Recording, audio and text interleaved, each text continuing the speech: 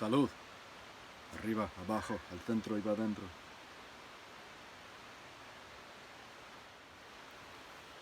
Well, boys and girls, we are living on what you call borrowed time. But there's a storm that's supposed to be showing up around here around 8 p.m., 9 p.m. tonight. And it's supposed to be dumping hard.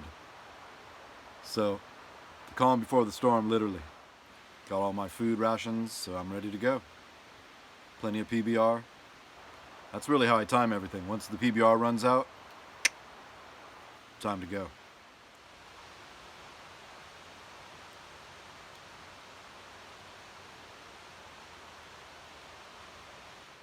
Got to show you some realities of van life and living in an older vehicle. This is a 1989. And the worst thing that can happen, well, there's horrible things, but it could blow up or something, catch on fire. But once you get an electrical problem, it can be the end of everything. This is the main fuse box. So I've got that taken down. And here, this is the fuses and relays for the blower, for the fan. This is the replacement because my fuse box is dying. So I hunted this down. The problem is, I've tried multiple different auto mechanic, electrician people, and they don't even want to touch it because they don't want the liability of rewiring the entire electrical panel, the fuse box. So, we'll see. Anyway, what happened is, I'm in there because the blower on the heater is out. And in the past, what I did is I went through every single fuse, every single relay, and replaced one of the relays, and boom, came back to life. Beautiful. I had to get in there because it died again. Wouldn't come on because I'd plugged in a CB radio to the cigarette lighter and it blew something.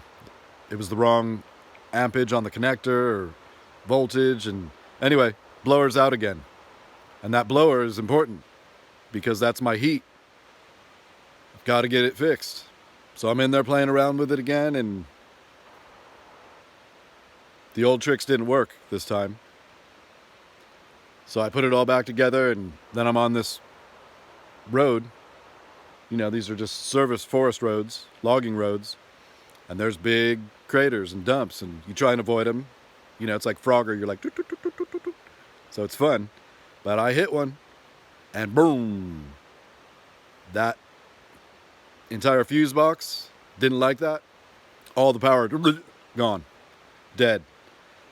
So my fix was this. Temporary fix. Here's the fix. This is a military Gore-Tex top and bottom. So I just scrunch that under there to give that support, that fuse box, and everything's working. Obviously you can't leave it like that, but on an old van like this, that'll probably be part of the solution. I'll have to get a sandbag or something and prop it up there. So those are some of the realities of living in a vehicle that's older.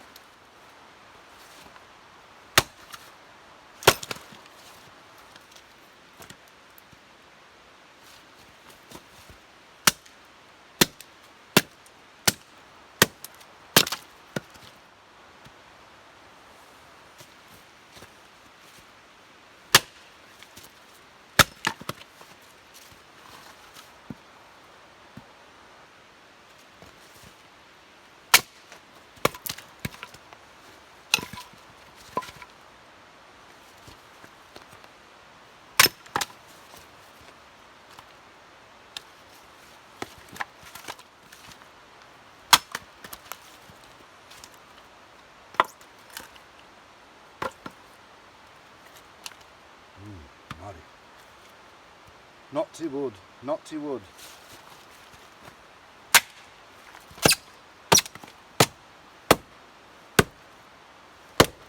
Yep. There you go. That's what you get for naughty wood. Get you stuck.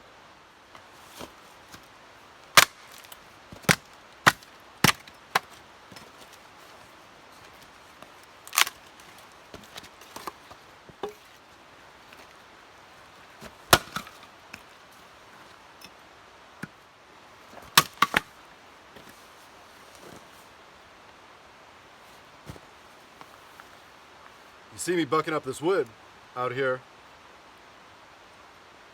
Crucial thing is, if you could see what I'm doing, because this is all gravel. And so, if you're cutting wood and it's gravel below, and you go through that wood and hit the gravel, you're gonna foul your axe. You're gonna chip it. You don't want to do that. So what I'm doing is, it's like a stutter. It's not a full swing because there's, if you have some wood under it, you can go all out. Boom. No problems, it's gonna hit the wood. But on gravel, you've got to do like a stutter. So it comes in, you got to hit and kind of pull up, stop. That's why you'll see every time that I hit it, the axe hopefully ends up about 2 inches up in the wood off the ground. So it's just a little stutter. When you're first learning, you want to start low. So either like this, ideally on your knees. That's how you teach somebody, right? So the piece of wood's far out in front of you. It's kind of a long axe, but you can see it's just a little tap. It's almost like you're tapping it. Hit it and pull up, right? So I'm gonna go with the grain. You see that?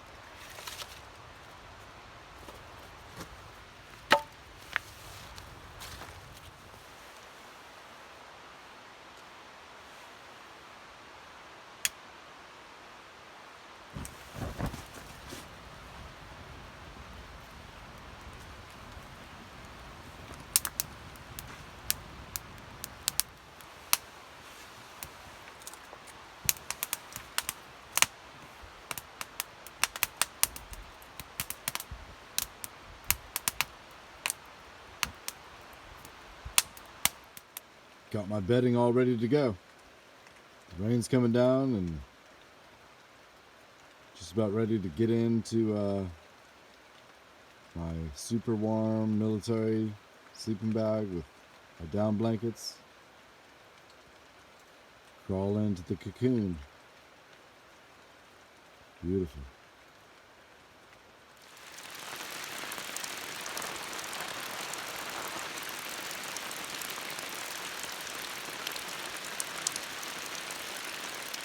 Well, the rain has arrived. Came a little bit late. Supposed to be here at like 8:30. Didn't show up till about 11:30. But it's here. I was just watching the Professional. Great movie. I'm just going to bed. It's pretty cold, so I want to jump in this military sleeping bag and go to bed. So we'll see you mañana. Si Dios quiere. Good night.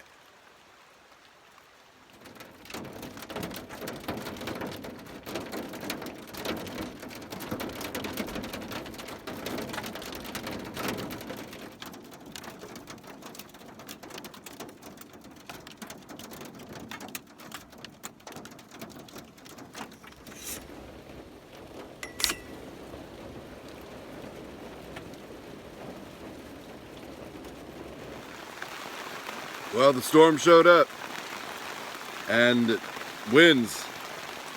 I just woke up to hail just pounding on the van. I got up now and looked, and the whole canopy tarp was out of whack, so the winds must have just lifted it up and pounded it. And everything under the tarp is soaking wet, so it must have been sideways coming in and winds. What a difference a day makes, right? When it's cold.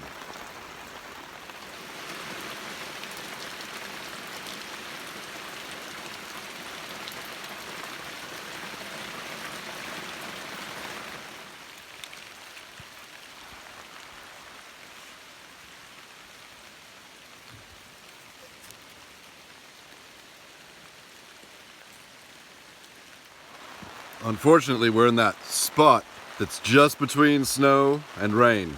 So it's this hail. So it's just cold, wet, nasty. What you want is for it to get cold enough so that way it's just snow. No more rain. Everything's dry. That's what we want. But that's not happening. So it's just rain, hail, rain, hail. Beautiful. That's an important moment, because that marks the first time I've worn these for the season. So, that means it's cold. That was an amateur move on my part, forgetting to bring in my little stools, my tripod chairs. I know better than that, or at least put them underneath a tarp or something. Amateur hour.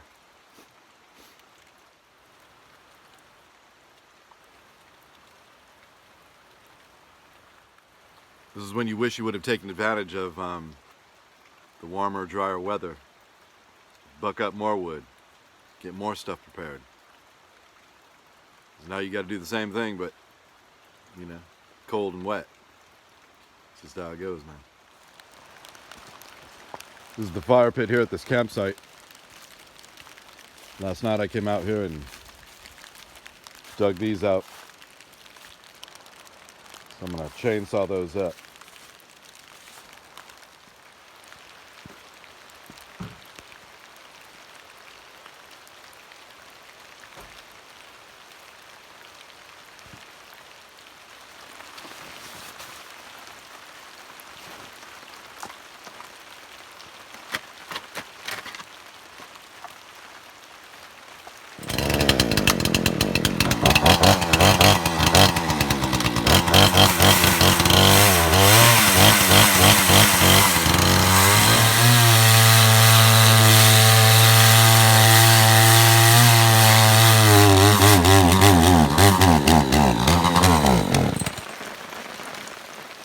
Out of gas.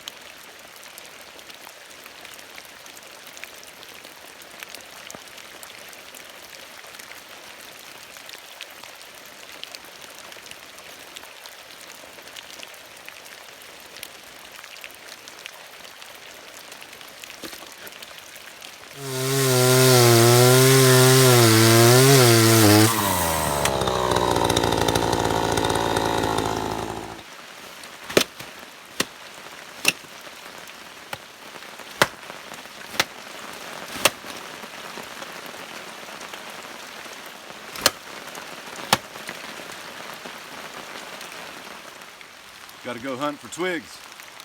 Go.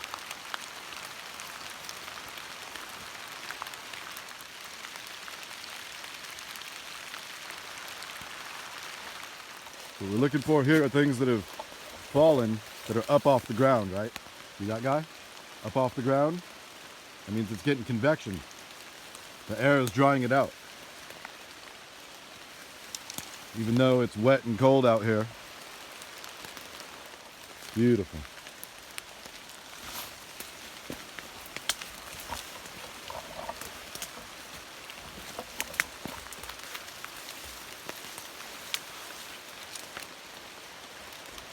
Look at that guy. So that's what you're looking for. Always look up. You want to find branches that have fallen down, that are hanging in the trees, literally. That's what we want. And keep hunting. Oh, I see a killer one back here. Can you see it? In the frame? It's white. Beautiful. And we just got to find a way to get to it. Up off the ground.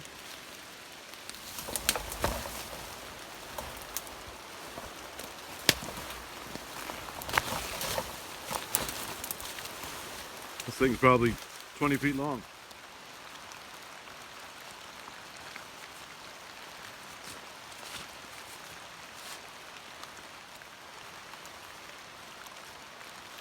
Here's an easy rule I use when it comes to wood for the night. Whatever you've gathered, multiply that by 10. So you need 10 times more of this to get you through the night. That might keep you warm.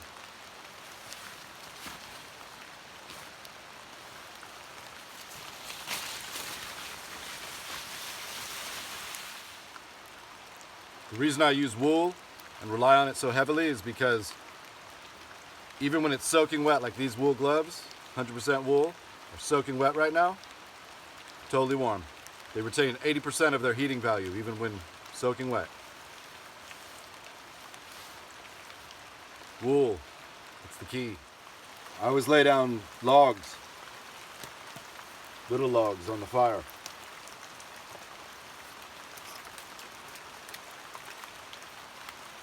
Then you have a base to start your fire on, so that creates convection, right? And as the fire burns down, these turn into coals, which will give you a radically more efficient fire versus just starting your fire just on the ground or on the rocks. So always lay down a couple pieces of wood. It'll help you a lot.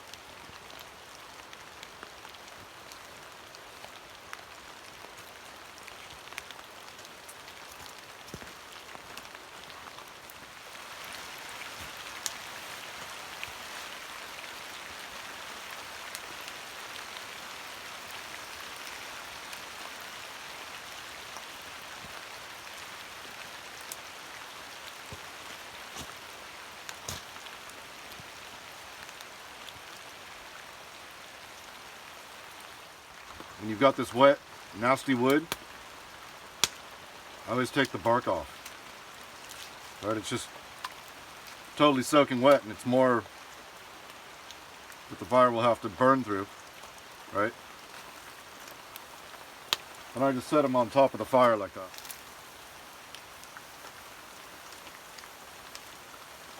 I've got this video that I downloaded that was just on the recommendations over on the right hand side on YouTube. So I'm watching the video because I was like, that looks really cool. Dude's cool, and I'm watching it, blah, blah, blah, blah. I just realized that this dude is friends with my friend, Justin, from It's Good in the Woods. This guy's name is Cogwella or Grodwella, I'm not sure. What a small world. That made it to the campground. That's not correct here. Tonight we're staying at the campground for one night, and then we're heading to the lake tomorrow.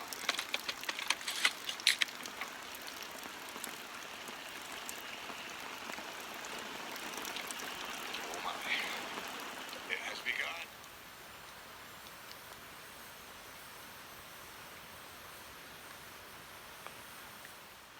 Top of the morning to you. Well, it's been raining non-stop. It hasn't stopped. And it's cold. And this is day 3, so by this point, this is when everything starts getting really saturated and nasty. That's the thing. You can do everything you can to stay dry and use every precaution you can take, and you develop systems so you know you're out of the rain here and this is up off the ground and so on. There's nothing you can do to combat the dampness the humidity. Everything's wet. There's nothing you can do about it. Other than choose wool, synthetics, do the best you can, but you can't avoid it. You're going to be damp and wet. Just how it goes. By day 3, it's when you start going through and picking your driest wet stuff. I'm going to go out here and there's some campsites up the way. I'm going to walk up there and see if I can scavenge some more wood. Now I'll have to go back in the bush and drag it out. Maybe I'll get lucky. 'Cause today's Sunday and I've heard a lot of traffic coming by, people leaving. Wish me luck. She's dumping hard now. Real hard. It's colder than shit too. I went out looking for firewood, but I checked 4 campsites around here, nothing. Bone dry. So, had to go back out in the bush and, just collect twigs and whatnot. Always something. The seam is failing. Dripping. So I've got to try something new. I auto-waxed it, but it just can't stand up to this amount of rain, and it's this heavy for this long. I'll find a solution. There's another one on my sliding door on the van. This cleat for the roof rack is causing the water to pool up here and then drip down. So all you can do is just keep fine-tuning your systems. You're going to have a leak here, and you just have to keep tweaking it. Keep adapting. That's the most important thing. You've got to adapt if you're going to survive out in the woods during the cold and wet winter. And it hasn't even begun yet. We're only in, early November. Wait until December, January, February, when it gets 10 times, 100 times worse than this.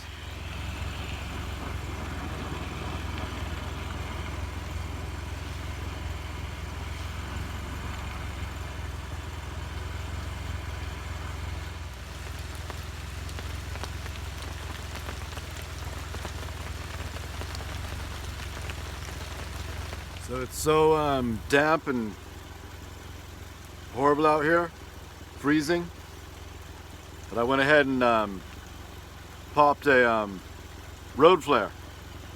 I've got a video on it. These are incredible. When you absolutely positively need to get a fire going, this will help you out.